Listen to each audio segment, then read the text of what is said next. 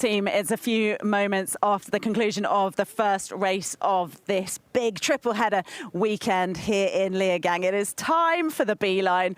Ollie and Annie are ready to go. We're going to have contributions from Charlie Aldridge. Josh Carlson is back in, and we may be hearing from a big winner in the women's race. Let's find out who that is with the highlights. The 50th ever UCI Cross Country Short Track World Cup kick-started a busy weekend of Whoop UCI Mountain Bike World Series racing in Leogang, Austria. The elite women were up first, and a packed field made it anyone's race at the second European round of this year's series. Jen Jackson, Canadian national champion, started well, as did the UCI World Champion Evie Richards. Straight up, straight down was the name of the game here for the short track course in Leogang. Yolanda Neff started well on the Cannondale factory racing bike, but was swallowed up on the second lap. Candice Lill, always in and around the front of the races this season, led the way ahead of Richards. Puck Peterson, fresh from her win in Nova Mesto Namarave at the last round, was involved for Alpecin de Koning as well. Sammy Maxwell, another rider who really rarely ventures outside the top 5 in 2025 with the red board, led them across the line, and watch this, takes a drink. Puck Peterson didn't need a second invite. Peterson saw the smallest opportunity and decided to turn it into an attack. Peterson was meteoric on the descents as well, often visibly faster than the chasing pair of Maxwell and Lill. The birthday girl, Jenny Risvids, was overtaken by Mona Mitterwallner. Later in the race, Mitterwallner on that hardtail ahead of Sunday's cross-country Olympic race, her home round. But Peterson kept attacking and kept building. Lap after lap, the Dutchwoman refused to put a wheel wrong. Late in the day, Mitterwallner and Kohler took up the charge towards third place, having got past the UCI World Champion, Evie Richards.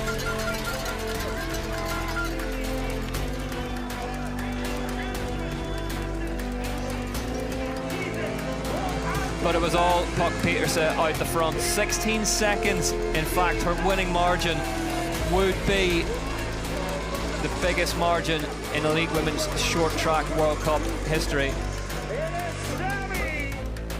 for the Alpecin de Koning star.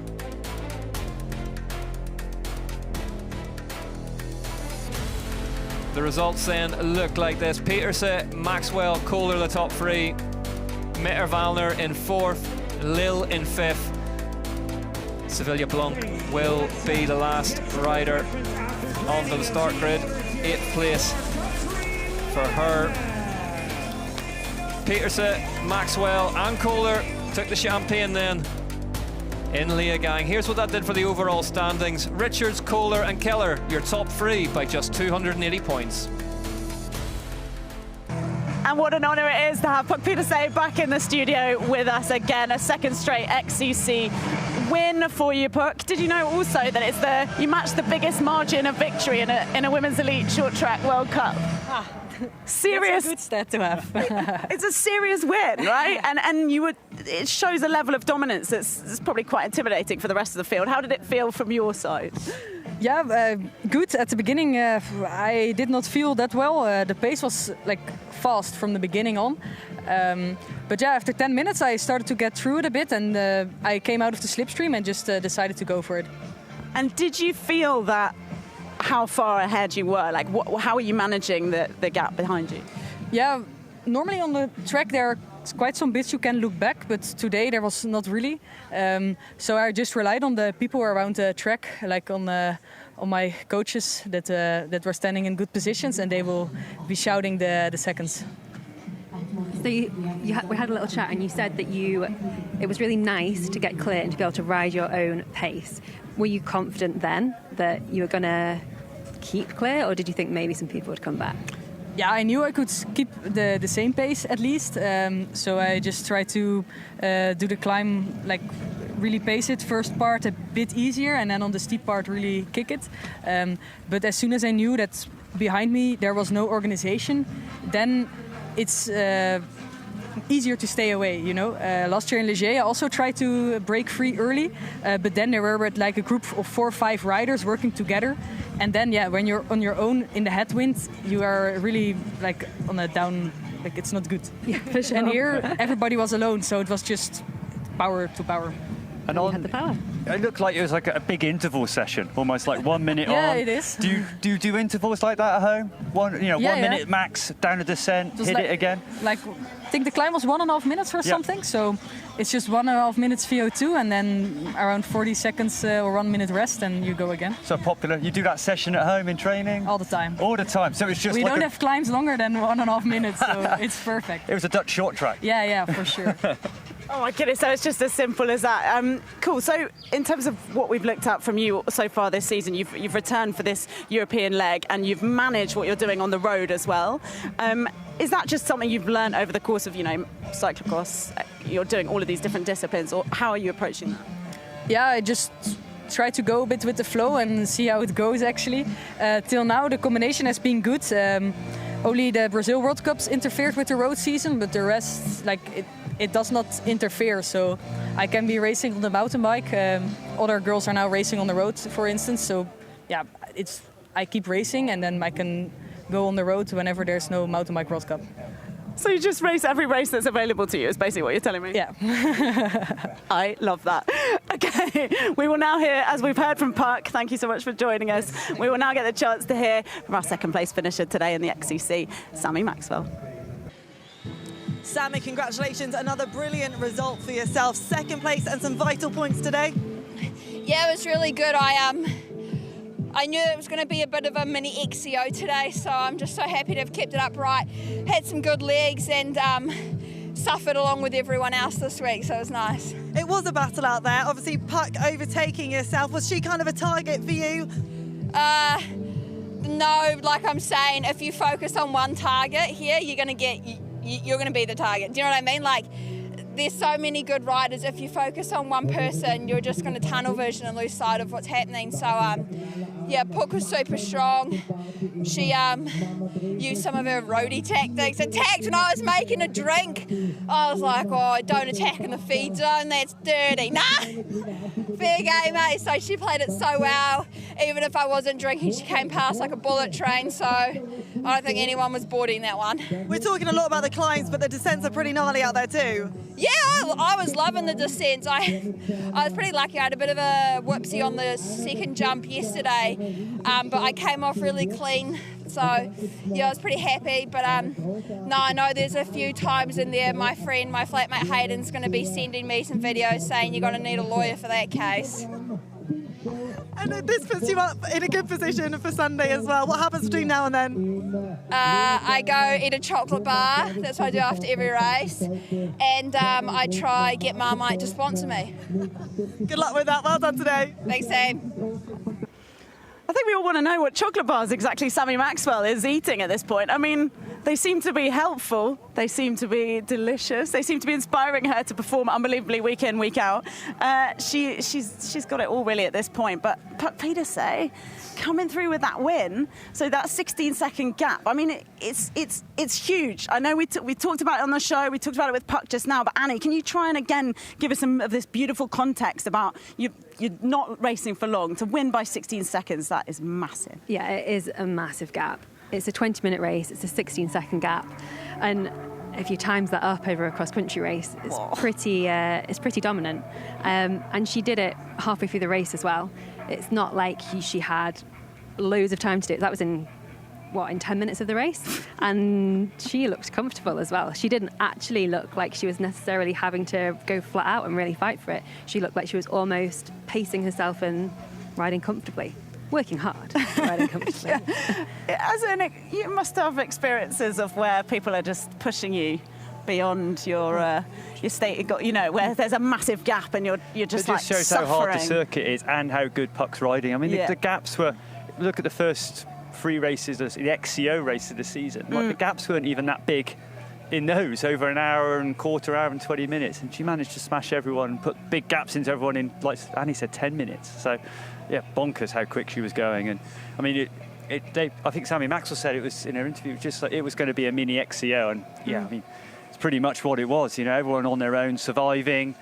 And I think that's how I think that's going to be kind of a aperitif or a starter ready for Sunday's racing. And it's just how soon someone's going to go. But I think the key thing is, I think we look a bit further down the field. Pizza was so good in the short track. Yeah. Mona Mittelman in 4th, Candice Lille, no, 5th for Candice. 5th for Candice, yeah. I think they're going to have a big part to play. You know, they over 10 minutes, Pizza's got more oomph and a bit more jump. But I think over an hour and a quarter, I think that's going to be a real big fight. Okay, so you wouldn't be, Josh, you wouldn't be fearing what we've just seen on Friday? No, absolutely fear it. Absolutely. If you don't fear it, you are cracking jokes. That was extraordinary. Do not take anything away from that. No, Puck Pieterse is a superstar, and if you are not on guard with what she's going to do on Sunday, you're watching the wrong show. You go back down through the field, you need to pay attention to Mona. Mona came from a long way back and just Pac-Man'd her way back. She was so happy to call herself Pac-Man and just come back through the field, and that was only 20 minutes.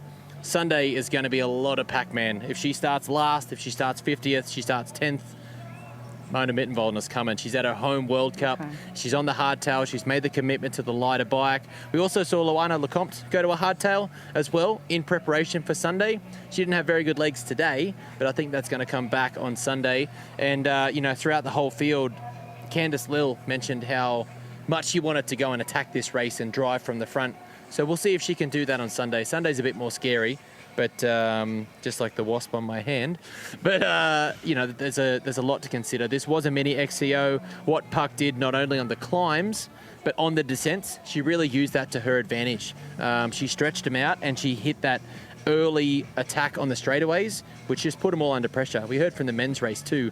Once they come down that big slippery descent, we come down this straightaway and you can really put them under pressure before you go back uphill. So the tactic of a young athlete like Puck, it's just as worrying as the form.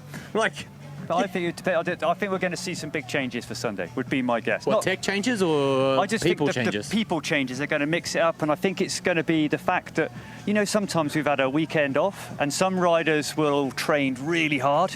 So sometimes they need that Sevilla Friday. Blanc? She's had a big training block? So a big training block, and then they know they can recover. So sometimes they almost need the short track to kind of bit of an opener to get the fire going again.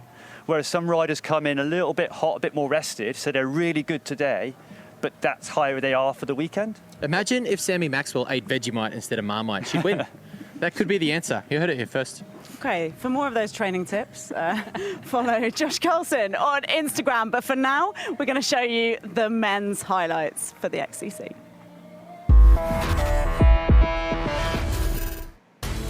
The 50th ever UCI Cross Country Short Track World Cup for elite men kicked off in Leogang, Austria, amidst a busy weekend of Whoop UCI Mountain Bike World Series racing. For the first time in 2025, endurance and gravity tribes all under one roof.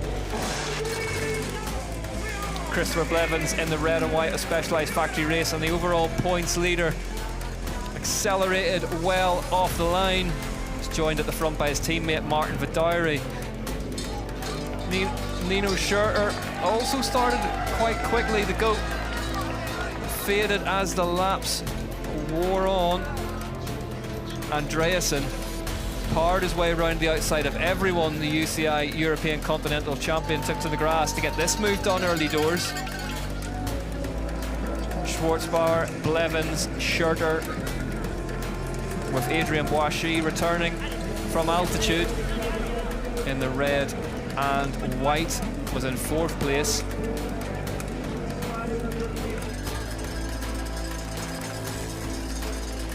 Straight up, straight down in Leogang.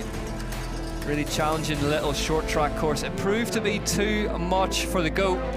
Nino Schurter out of this one, keeping the powder dry, excuse me, for Sunday's cross-country Olympic. The UCI World Champion Viktor Koretsky took a turn at the front on his gravel tyre shod Specialized.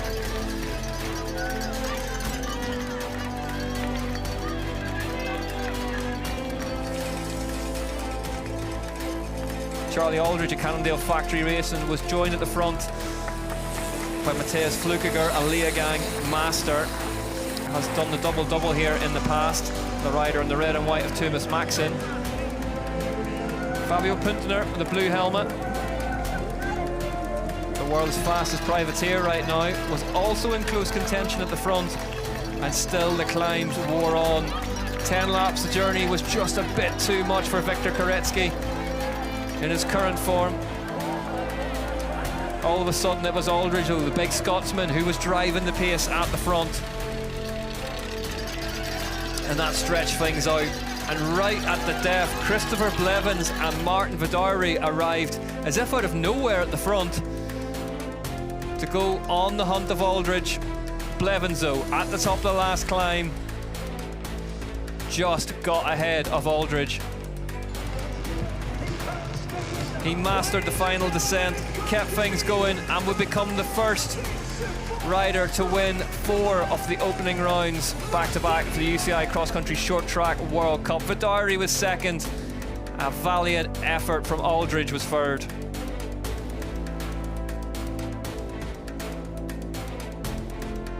Blevins, Vidari, Aldridge, your top 3 then. Forster and Puntener rounding things out in the top 5. Flukiger ended up in 9th, which left Blevins on the cusp of doing a historic triple-double in Sunday's cross-country Olympic race. He controls the short track overall by 328 points from his teammate, Viktor Koretsky.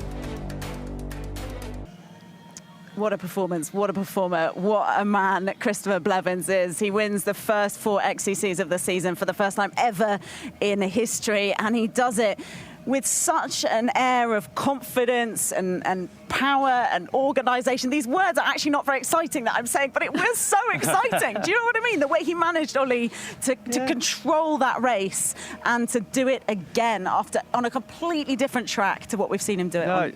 It blew me away how calm he was. You know, and we know he's good at tactics, but he just floats around there, 5th, 6th wheel, and he makes it look really, something that's so hard to do, he makes it look super easy. You know, he's just floating there, and then when he went on the last lap, I mean, I haven't even seen the lap times because I was legging it from comms to here, but I reckon that he would have done the fastest lap again, smokes everyone else. Martin Vidari as well, second. I mean, like, he's got so close now and didn't put a foot wrong as well, but I just think, yeah, and Charlie Aldridge third. I mean, it's a cracking race, and yeah, I'm really excited for him. Yeah, it's such a great point, actually, to that even though these other guys, Annie, are doing, you know, they're performing unbelievably. Charlie Aldridge, who we'll hear from in a moment, is putting in one of the performances potentially of his life, and yet Christopher Blevins is able to do that. What does that do to the field? So on Charlie, I think it's so nice to see him like happy and excited, and he was at the front of that race for most of the race. He was making the race. I mean, the way that Chris Blevins rode the race gave him first place. It was really clever, but Charlie wasn't afraid to be at the front and to make the pace and to keep driving the race forward and show what he'd got, which shows that he is happy and confident, and it's really great to see. Is that, yeah, PB, right, race for Charlie. I know he's had a 5th in Nova Mesto and a 5th in cross country, but I think that was a PB. So, well, and led a race and led it. You learn a lot. Go for it, you were going to say? Yeah, leading a race, you do. You learn a lot, and it makes you hungry. When you're at the front of the bike race, you get a bit more of a taste for it, and you think, okay, I can do this. And the longer you're at the front, the closer you get to being at the finish line first, the more and more you want it. I was going to say the more drive. You always have the drive. There's just that little bit more something inside. Can you imagine a hungry Aldridge? He's a big lad, you know what I mean? You don't want him to be hungry. That'll be bad news. Well, he'll be chowing down on Vegemite, I think, is what Josh has gone over to ask him, whether he prefers Vegemite or the other one. He caught up with Charlie Aldridge after the race. Here it is. Charlie Aldridge, that was a race. You were there at the last couple of laps. You led it across the line. What was going through your mind in those last 2 laps there? Well, the last race in Nova Mesto, I messed up the start and it was the back. And it was really hard because it strings out, like down the descent, you come along and your miles back and then you have to chase and then you back again. So I was like, I'm just going to get to the front and stay there this time. I think that's what I did. I was just trying to be at the front, manage my energy, thinking, and came onto the last lap. I was like, right, this is my time. I'm going to win this race. And then I went all out, gave it all I could. Didn't quite beat the boys to the top of the hill, but we're getting there. P3 is pretty good. I'm really happy with that. It's super good. And on a course that you probably would say wouldn't suit you, really. It's a big climb. But as I say that, I realise it's only a 1 minute or so power, so maybe it does suit a more powerful rider like yourself. What's your opinion of that? I think I'm always better on the less tactical courses. You know, it's just up and down here. You don't really kind of have to wait in the mix. I mean, the special boys did it well. Maybe I would have won if I'd done that, but nah. I think it's just power to weight, really. I'm a bit bigger, but I probably put out more power, so I always seem to do well on some of the climbier short tracks. Not sure about the cross country. We'll have to wait and see tomorrow on Sunday, but no. What was going through your mind at that final time up the steepest part of the climb? You'd already put in a huge move up the start straight. You just said you went all in, and then Chris came over the top. What was going through your mind when your legs were on fire like that? I was just like, come on legs, let's go. And then I was like, you're going to win the World Cup. And then Chris came past. I was like, no, sprint. And then, I was in third. But I was like, right, just got to keep third place. I'm not coming fourth. Happy with that. And how do you recover from that? I mean, I'm sure your legs must feel dead, but you have to hold on. Is that a matter of adrenaline? Do you just have to step back into the training? I mean, what kind of numbers do you think you were putting out here before your legs exploded? You have to send me a message. I'll send you what power I did today. It's going to be pretty high. You can put that in the show. Sorry, what was the question again? I'll start again. What did you think about? How did you overcome that dead feeling when Chris came past to hold on? Was it adrenaline? Oh, I mean, you're just going as fast as you can. There's just one speed and it's all out. And then if people coming past, there's literally nothing you can do. You can't push harder because you're already going max.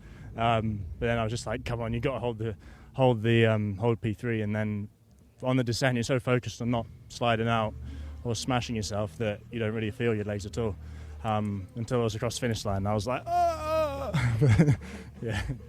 If anyone enjoys their bike racing, Charlie Aldridge does. How enjoyable was that with the result, with the racing, with you going off the front? Was that fun? Enjoyable is a funny way to put it. It's nerve-wracking being in the front like that because you can't see anyone else because you're on the front. And you're like, am I going too hard? Am I going too easy? Am I going to be able to keep doing this until the end of the race? So there's so much kind of going around in your head, and it's all about staying composed and trying to kind of focus on the job at hand. And then until the last few laps, then it's just all out. But it is enjoyable. This is enjoyable. Now I've finished. Yeah. Well, we enjoyed it. Thanks very much, mate. And we do have it on camera that we'll get those power details. So cheers, mate. I'll message you later. Cheers. Enjoyable is a funny way to put it. I think that just about sums it up, doesn't it? I mean, in the build-up to today, we spent ages talking about the climbs, and they proved, well, pretty painful from everyone we've spoken to from watching this. And on Sunday, well, they do now, for the first time this season in the cross-country, they have a gap. So they've got a break tomorrow because we are going to be bringing you downhill mountain bike racing live on TNT Sports. That's why Josh had it from miles away and came back in to talk about that. But we're going to just briefly preview and mention Sunday, first of all. So on Sunday, they're going to be coming back in to do more of this. Plenty more climbs, Annie. Plenty more climbs, yeah. That's so many climbs. That's the headline, basically. Yeah. It's just a climb. As the clouds close in around us. So 100%. So I feel like every time I come here and I look at the hill, I'm like, it's going further up the hill. It isn't. It's just, I think you forget how much climbing there is. And yeah, the forecast is changeable. Pretty shaky. Every time I look at it, it says something different. Yeah. And if it does what it says at the minute and rain a lot, the grass climbs are going to be pretty a bit slower and harder to ride because you can't just ride your pace. You're going to have to make sure you've got traction, and there's some tricky route sections in there as well. Yeah, it's more technical than we've had today, and the short track, and you can see the woods behind it. It's just there's steep chutes, and in the dry they can rattle through it. We saw them in practice rattling through, but in the There's wet. been crashes in the dry, though, hasn't there? Yeah. Big crashes. A lot of people have crashed. Everyone's like, oh, it's all about the climbs. It's not technical enough. And then next time you see guys like coming down Blevins with dirt up them, and you're like, yeah, maybe a little harder than you. Well, you have to survive the downhills, don't you? But you still got to get up there. If Christopher Blevins is coming off his bike, it's clearly a bit of a challenge. And before that, everyone can watch also live on TNT Sports. We've got Downhill Day. We know this is just wall-to-wall excitement for you, Josh Carlson. But what are you especially hoping to see? Downhill qualification was today prior to our XCC, which was incredible. We saw Loris Vergier take out Q1. Jordan Williams cemented that performance last weekend in Ludenviel. Emery Piron was in the final. Loic Bruni didn't ride too good in Q1, but he made it. Q2, plenty of drama. Did Kolb get through? Kolb did get through.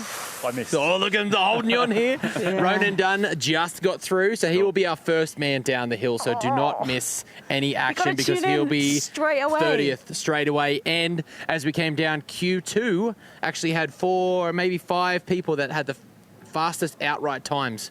Faster than Loris Vergier. Andy Kolb went quickest in Q2. Aaron Gwynn went second quickest in Q2 and had a big mistake on the top section. With a chain? He had a chain, which is handy. Lukey Mai-Smith came down. Oisin O'Callaghan was 5th, I think, and he had an issue with his cranks that he couldn't pedal. So the YT Mob's got something going on this weekend. They're going to give us a bit of an insight tomorrow morning. And in our women's category, Maureen Cabarrou had to do it the hard way through Q2. Unfortunately, Miriam Nicole had a crash. We will not see her racing on Sunday, which is a bummer. Anna Newkirk came in 2nd, which was great, and Valley Hole took out qualifying in incredible fashion. So the racing is going to be spectacular. Tune in. I cannot wait to see it, but you cannot miss any of it. Yeah, wicked, exactly. You have to be here for the whole show. Great point. So 12:30 is when it starts. Our live coverage starts. We've got the women first. Exciting to see what Maureen Cabarrou can do off the back of that. And then Aaron Gwynn on the 10th anniversary of that chainless run.